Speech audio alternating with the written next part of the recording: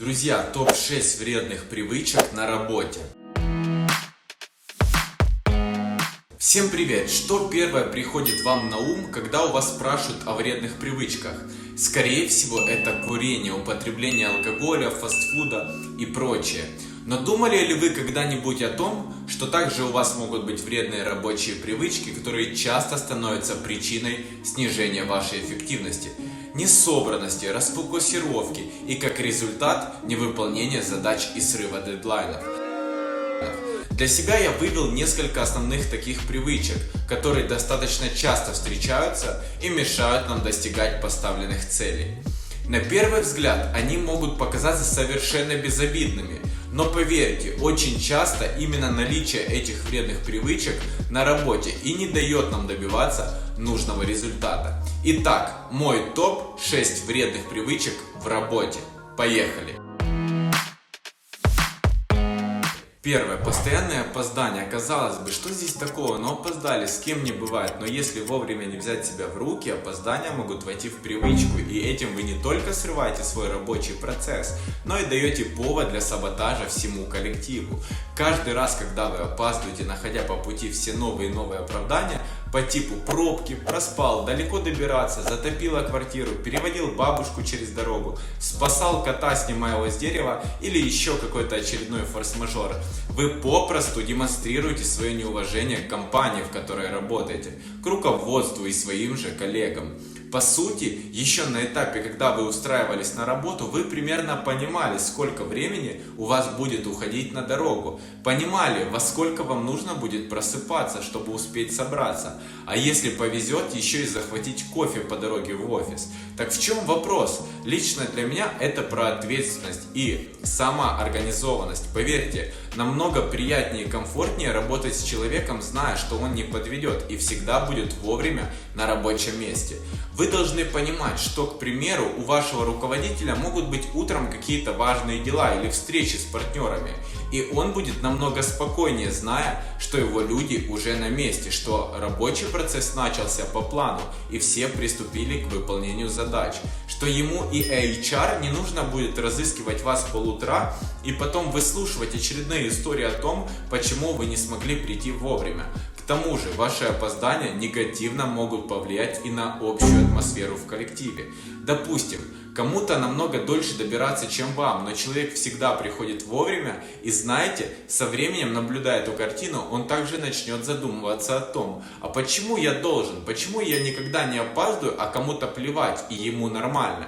И если, конечно, в вашей компании свободное посещение – это норма, тогда не вопрос, но в большинстве компаний есть четко установленный график, и как бы там ни было, сделайте все от вас зависящее, чтобы быть на своем рабочем месте в положенное время, исключив систематические опоздания из своего графика. Особенно если вы тимлид или руководитель отдела. Помните, что ваш отдел ориентируется и равняется на вас. Станьте для них хорошим примером. Друзья, я начал активно изучать английский язык и хочу вам порекомендовать школу Skyeng. А это крупнейшая в Европе школа английского языка. Вы можете заниматься где угодно и когда угодно, из дома, на работе или в путешествии. Занятия проходят 1 на 1 с преподавателем по видеосвязи с использованием собственной уникальной образовательной платформы. Ссылку оставлю в описании, переходи и изучай английский в свободное для себя время. Второе. Откладывание важных задач на потом. Некоторым сотрудникам кажется, что если они начнут свой рабочий день с выполнения несложных и менее важных задач, это поможет им разогнаться и настроиться на рабочий процесс. Но на самом деле это плохая привычка, поскольку даже несложные задачи отнимают ваше время и силы, и оставив все самое важное на конец дня, вы рискуете менее качественно выполнить задание, а возможно и не успеть выполнить его вовсе. Именно поэтому лучше все же собраться с силами и приступить к выполнению сложных задач сразу с утра, пока ваша голова еще не забита кучей новой информации, новыми заданиями, какими-то событиями, разговорами и так далее. Поверьте, если вы научитесь решать сложные вопросы сразу, ваша эффективность увеличится в разы, и вам станет намного проще справляться с тем, что раньше казалось так сложно. Это же касается и ситуации, когда все самые важные дела, сделки, переговоры вы откладываете на конец месяца. А потом происходит ситуация, когда конец месяца наступил, а план продаж, например, не выполнен или вам не хватает каких-то пару тысяч до того бонуса, который вы хотели получить. А ведь могли сделать сразу, и шансов на успешное завершение месяца было бы значительно больше. Третье. Нагромождение планов или их отсутствие. Опять-таки, это про умение планировать и правильно организовывать свой рабочий процесс. Понятное дело, что хочется успеть сделать как можно больше, из-за чего зачастую мы чуть ли не поминутно расписываем свой рабочий день. Но в случае возникновения какого-то срочного дела, весь ваш чрезмерно плотный график будет разрушен. Поэтому учитесь равноценно распределять свои задачи. Составьте план на день, оставив 10-20% свободного времени. Поверьте, по опыту скажу, что практически всегда найдется какое-то внезапное и неотложное дело, которое нужно будет решить сию минуту. В крайнем случае, наличие подобного свободного окна станет отличным поводом решить вопросы, на которые постоянно не хватает времени, и они вечно откладываются до лучших времен. Конечно, даже такой подход не гарантирует полное отсутствие внезапных срочных дел, но в любом случае вы научитесь более грамотно распределять свою нагрузку, что очень важно в достижении долгосрочных целей. Когда нагромождение планов и переработки чреваты появлением хронической усталости и выгоранием, в то время как частое отсутствие задач может стать причиной потери смысла и мотивации в работе.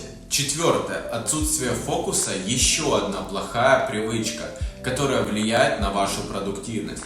В потоке ежедневных дел и возникающих новых задач мы часто начинаем хвататься за все и сразу, забывая о самых главных своих целях. Отсутствие фокуса может стать причиной того, что вы вообще не достигнете поставленной цели, из-за того, что она просто потеряется на фоне какой-то ежедневной рутины. Но лишь правильная расстановка приоритетов и фокус на своей цели помогут вам повысить целесообразность действий и отбросить ненужные задачи. Пятое. Неумение переключаться. Представьте, к примеру, понедельник утро, вы звоните первому клиенту, и тут вместо приятного продуктивного разговора человек на вас наорал и бросил трубку. Какие ваши дальнейшие действия? Ну да, вы можете расстроиться и до конца дня, а то и до конца недели зациклиться на данной ситуации, размусоливать ее днями, обсуждать ее и жаловаться на произошедшее коллегам. А можете переключиться и продолжить выполнять свою работу. Очень часто такая реакция клиента может быть абсолютно никак не связана лично с вами. Просто вы попали под руку не в нужный момент. И мало ли, что там у человека могло случиться. Возникли какие-то проблемы, подвел партнер, сорвалась крупная сделка, оштрафовали за неправильную парковку. Ну, может, поругался с женой. В общем, все что угодно. Ясно, что и у вас настроение будет подпорчено, но если вы научитесь быстро переключаться, не погружаясь в это негативное состояние и не зацикливаясь на нем, то вам будет куда проще и эффективно и качественно выполнять свою работу. Даже если возникший конфликт связан непосредственно с вами, обдумали ситуацию, осознали, сделали выводы и движемся дальше. Умение быстро переключаться – один из важнейших навыков не только в работе, но и в жизни в целом. Не зацикливайтесь на ситуациях, людях, их мнение, особенно если они вам неприятны. Также не зацикливайтесь на конфликтах и каких-то нехороших ситуациях. Помните, делаем выводы и идем дальше. Так вы не только избавите себя от ненужных чувств, эмоций и переживаний, но и научитесь проще относиться к жизни и к тому, что с вами происходит. Шестое. Нарушение обязательств. На какой бы должности вы ни работали, у вас в любом случае есть ряд обязательств, которые, следовательно, вы должны выполнять. Никто не любит и не хочет работать с человеком, который систематически не выполняет свои задачи, срывает дедлайны, не может выполнить план. Даже если вам кажется, что ваши задачи не столь важны, помните о том, что вы являетесь частью команды, частью организации. Вы и ваша работа связана с работой других. Вы являетесь частью процесса, а для того, чтобы все работало как единый слаженный механизм, Каждое звено должно выполнять свои обязательства. На вас рассчитывают, а соответственно, если вы что-то не делаете, то это либо становится дополнительной нагрузкой для ваших коллег, либо же остается в списке невыполненных задач. В зависимости от важности и масштаба вашей должности, постоянное нарушение обязательств может привести к серьезным последствиям, вплоть до просадки, заработка компании, конфликтных ситуаций с клиентами, партнерами и так далее. Естественно, таким образом вы снижаете свою ценность как сотрудника, а также можете хорошенько испортить ваши отношения с руководством и коллегами и даже быть уволенным. Поэтому, раз уж вы выбрали компанию и пришли в нее работать, мой вам совет: выкладывайтесь на максимум, и выполняйте свои обязательства, ведь это также является одним из ключей к успеху и быстрому продвижению по карьерной лестнице. Ну что ж, друзья, благодарю вас за внимание и надеюсь, что в этом видео вы нашли для себя что-то полезное.